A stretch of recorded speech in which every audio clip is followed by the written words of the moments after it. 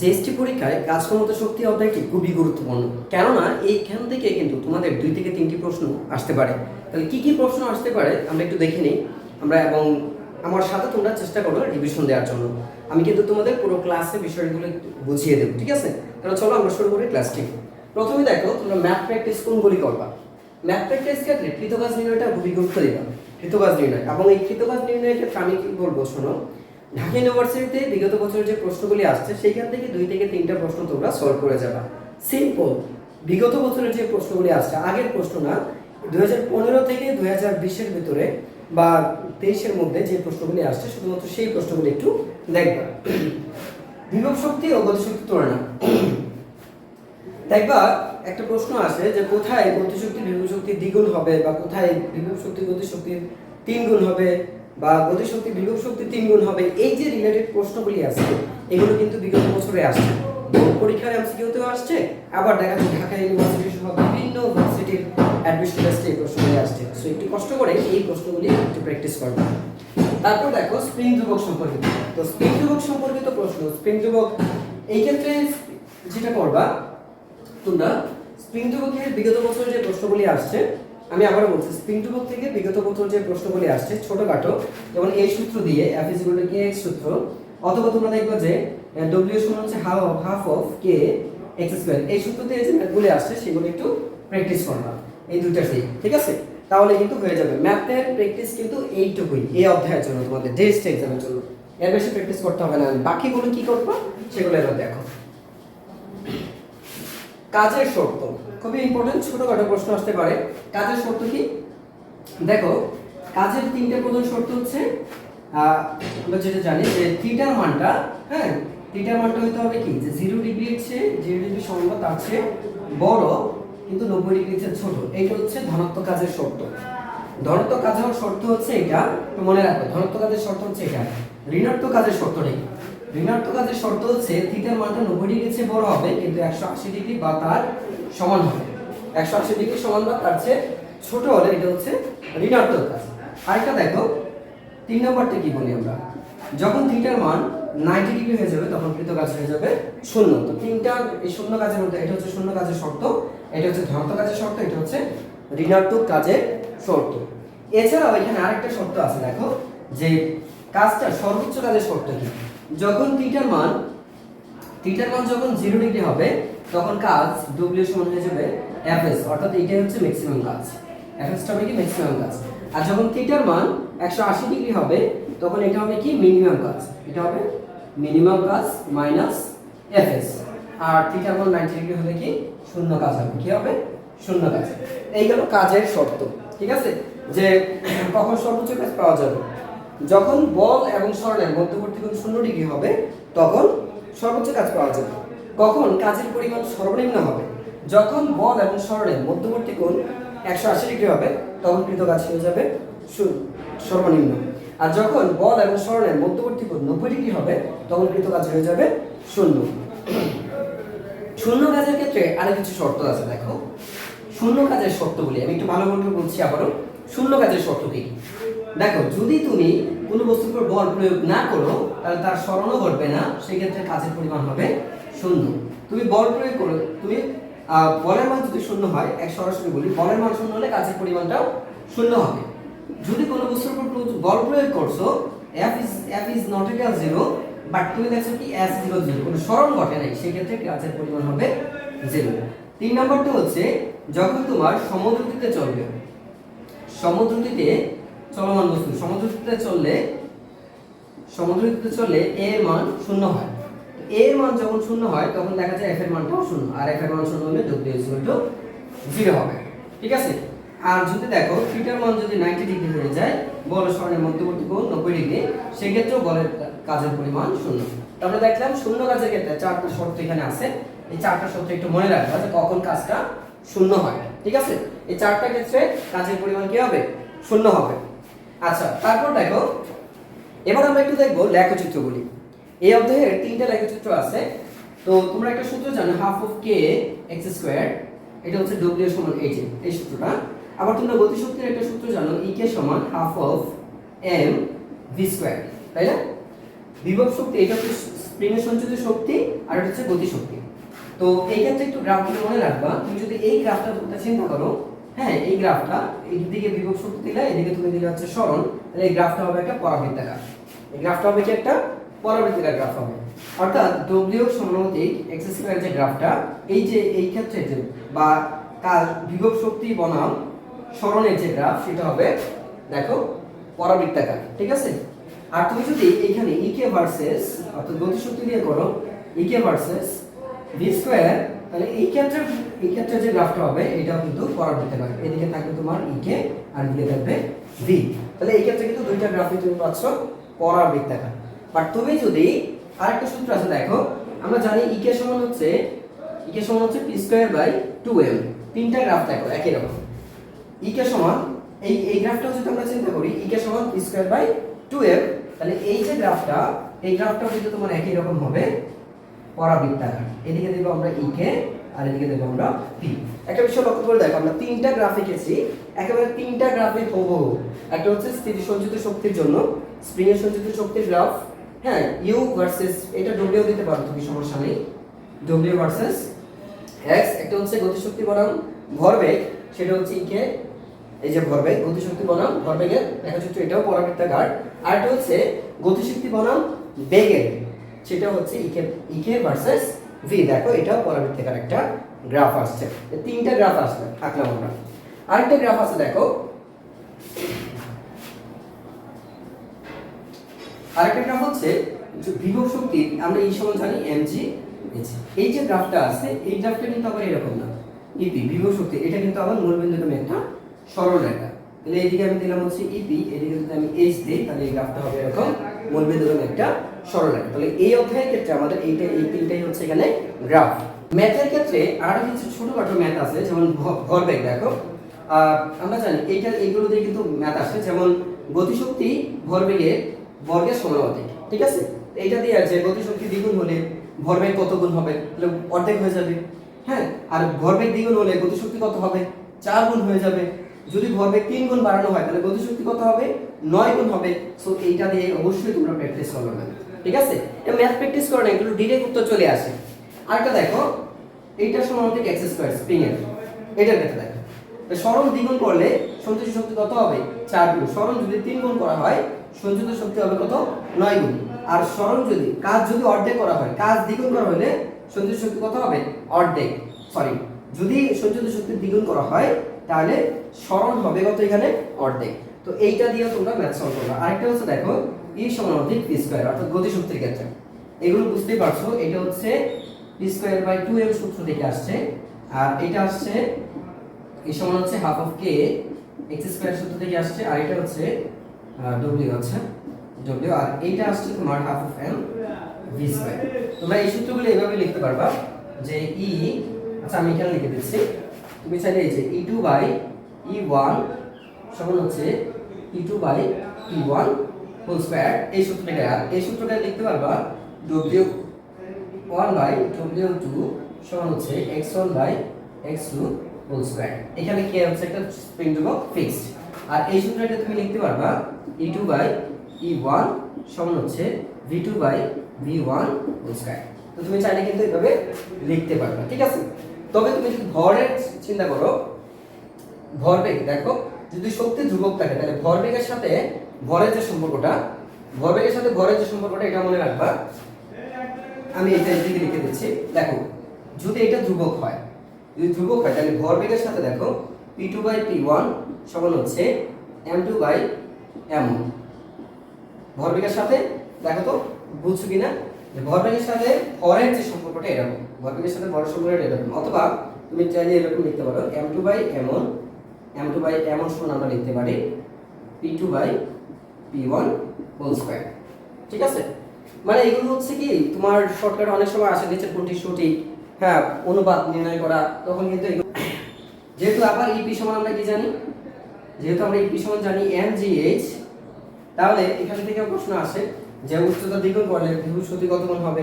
যখন উচ্চতা দ্বিগুণ করলে বিভব শক্তি হয়ে যাবে দ্বিগুণ, উচ্চতা 4 গুণ করলে বিভব শক্তি হবে 4 গুণ, উচ্চতা 10 গুণ করলে বিভব শক্তি হবে 10 গুণ। বৃত্তাকার পথে বৃত্তাকার পথে ঘূর্ণায়মান কোনো বস্তুর সমদূরত্বে ঘূর্ণায়মান কোনো বস্তুর কৃত কাজ শূন্য। কেন? এটা তোমরা ভালো করে জানো যে বৃত্তাকার পথে ঘূর্ণায়মান বস্তুর ক্ষেত্রে কেন্দ্রমুখী বল F এদিকে কাজ করে আর সরণ তার স্পর্শক বরাবর, সরণ ঘটে তার স্পর্শক বরাবর। তাহলে বল এবং সরণের মধ্যবর্তী কোণ যেহেতু 90 ডিগ্রি, এই জন্য এর কৃত কাজটা কি হয়ে যায়? শূন্য হয়ে যায়। ঠিক আছে? তো বৃত্তাকার পথে সুষম দ্রুতিতে ঘূর্ণায়মান কোনো বস্তুর কৃত কাজের পরিমাণটা শূন্য, একটা পূর্ণ ঘূর্ণনের জন্য অবশ্যই পূর্ণ ঘূর্ণন হইতে হবে। বাট যদি তোমাকে এইখান থেকে যদি তুমি এখানে আসো তাহলে কিন্তু তোমার একটা কাজ হবে, তোমার এখানে একটা কাজ হবে, সেক্ষেত্রে তোমার সরণ হবে কতটুকু? এইটুকু তোমার সরণ হবে। ঠিক আছে? সরণ হবে এইটুকু। তো তুমি সরণটা বের করতে পারো পিথাগোরাসের সূত্র দিয়ে, ব্যাসার্ধ কিভাবে বের করবো? যেমন s আছে এখানে, তাহলে s ইকুয়াল কত হবে? s ইকুয়াল হবে √r স্কয়ার প্লাস ব্যাসার্ধ যেহেতু r square plus r square √2r square অথবা √2r, অর্থাৎ s এর মানটা এরকম হবে, সরণ হবে √2r। এরকম বের করতে পারবো। যদি এখানে আসে তাহলে সরণ হবে কত? ব্যাসের সমান, সরণ হয়ে যাবে ব্যাসের সমান, অর্থাৎ তখন সরণ হবে s = 2r এর সমান। যদি এইখানে আসে তাহলে সরণ হবে কত? তাহলে সরণ হবে √2r, মানে এখানে যাওয়া যায় কত, এখানে আসে কিন্তু একই কথা। ঠিক আছে? এভাবে তোমরা সরণটা বের করতে পারবা এবং তুমি চাইলে এখানে কাজের পরিমাণ, সরণ বের করতে পারলে কাজের পরিমাণটা কিন্তু বের করতে পারবা। যে বুদ্ধির সমান হচ্ছে Fs, তো f ইনটু, যেমন এই পয়েন্টে কাজ কত লিখতে পারবা √2r, তার মানে √2fr, f এর মান এবং r এর মান দেওয়া থাকলে তুমি ডাইরেক্ট বের করে ফেলতে পারবা। ঠিক আছে? এই অধ্যায়ে তোমার আরো কিছু বিষয় আছে, যেমন মাত্রা। দেখো, তোমাকে কাজের মাত্রা জানতে হবে। তো কাজের একক এবং মাত্রা খুবই ইম্পর্টেন্ট। কাজের মাত্রা একক, যে কোনো প্রকার শক্তি বা কাজের মাত্রা।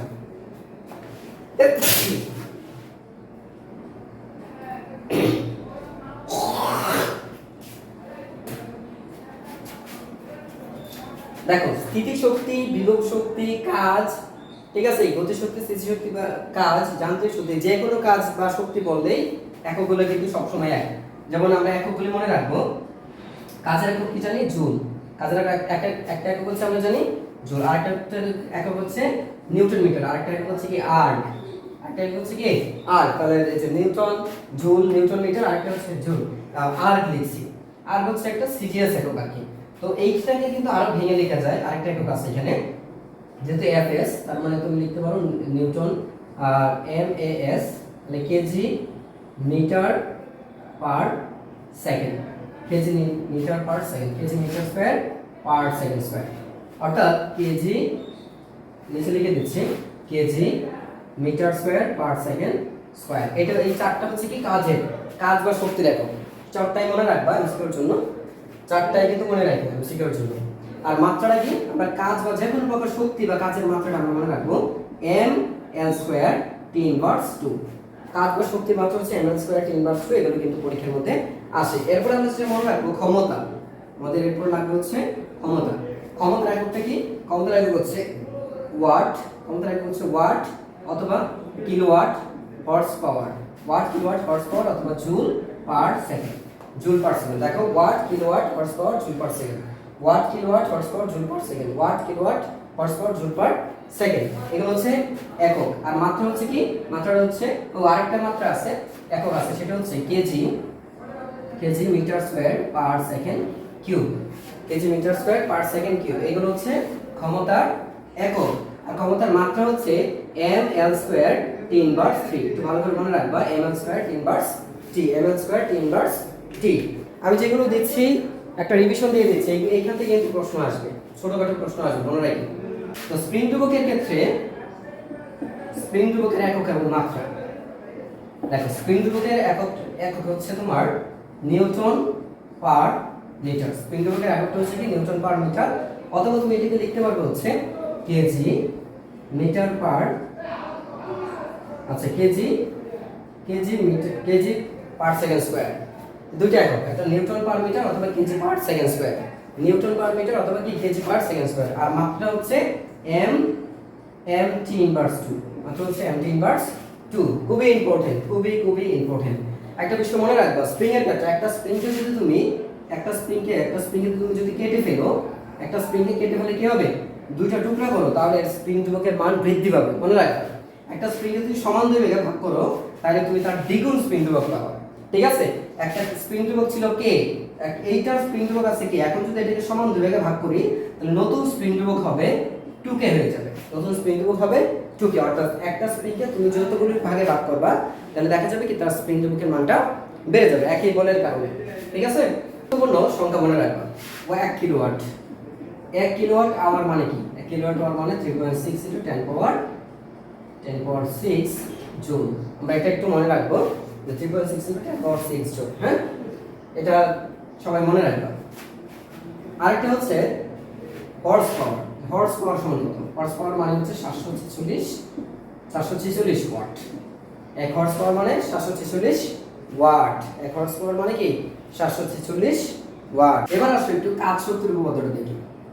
কাজ শক্তির উপপাদ্য, তো কাজ শক্তির উপপাদ্যটা আমরা জানি যে কৃত কাজ হবে কি গতিশক্তি পরিবর্তনের সমান। কৃত কাজটা কি হবে?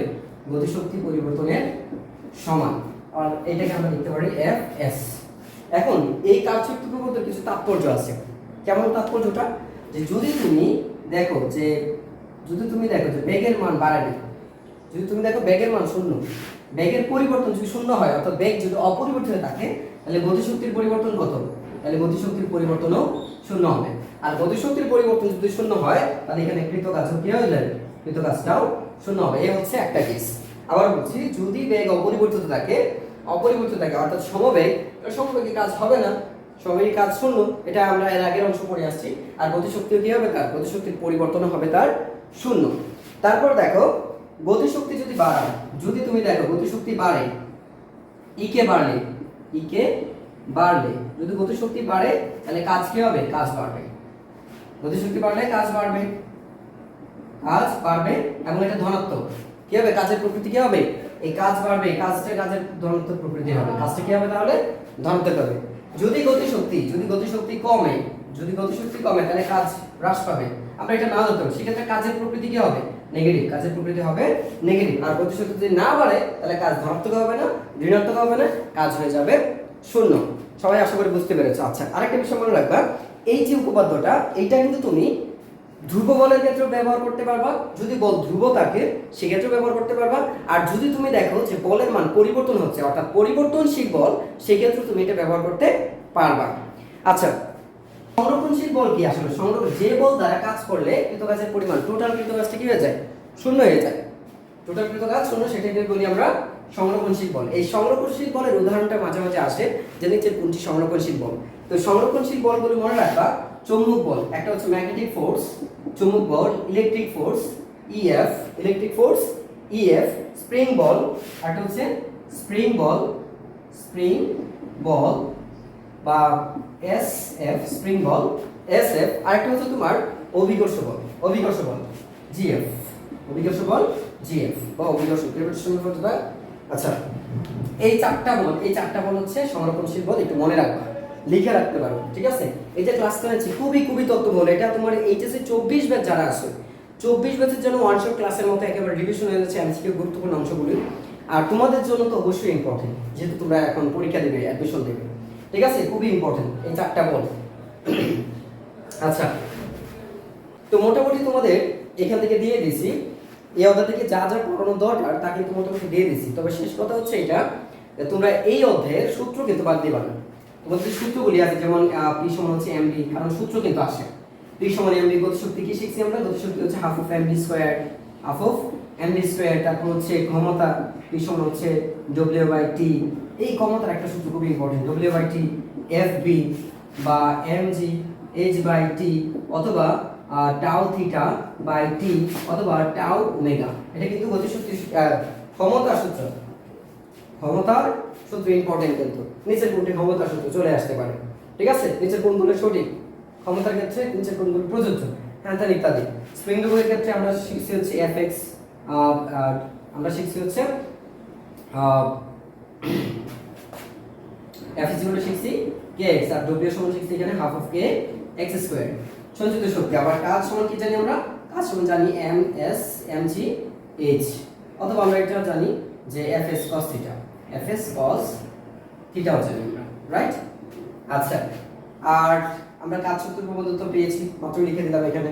হ্যাঁ, তোমরা আর দক্ষতা সূত্র আমরা জানি, এটা সমান হচ্ছে 1 minus E2 by E1 into হচ্ছে 100, অথবা 1 minus P output by P input into হচ্ছে 100। ওকে, তো ফাইনালি আমাদের এইটা কিন্তু এই অধ্যায় কিন্তু শেষ। সূত্রগুলি অবশ্যই বারবার রিভিশন দেওয়া লাগবে, সূত্র খুব ইম্পর্টেন্ট, সূত্র ডিরেক্ট চলে আসবে, সূত্র একক মাত্রা, সূত্র একক মাত্রা এগুলো কিন্তু সরাসরি আসে। ঠিক আছে, আরেকটা বিষয় তোমাদের বলে দিচ্ছি, সেটা হচ্ছে এই অধ্যায় থেকে কিছু আমি মানে কাজের যে পরিবর্তন, মানে এক শক্তির যে রূপান্তরটা, শক্তির রূপান্তর কিন্তু এক রূপ থেকে অন্য রূপে যায়, এইটা খুবই ইম্পর্টেন্ট, এটা পড়তে হবে তোমাকে। তো এটা আমি একটা পেজ দিয়ে দিচ্ছি আমার ভিডিওতে, তোমরা এই ভিডিওতে পেজটা একটু দেখে নিবা। ঠিক আছে, বাস, আল্লাহ হাফেজ, টাটা, পরবর্তী ভিডিওতে দেখা হবে। আর অবশ্যই অবশ্যই এই যে কষ্ট করে দেখতে পাচ্ছ, ঘেমে গেছি, কষ্ট করে তোমাদের জন্য তথ্যগুলি সংগ্রহ করে তারপর তোমাদের বুঝিয়ে তথ্যগুলি দিচ্ছি। সো একটু কষ্ট করে লাইক এবং শেয়ার করতে ভুলো না, অবশ্যই কমেন্টে অবশ্যই জানিও ভাইয়ের কেমন হয়েছে ক্লাসটা, বা ভিডিওটা তোমাদের জন্য কতটুকু ফ্রুটফুল হবে সেটা আমাকে কমেন্টে জানাতে পারো। আসসালামু আলাইকুম।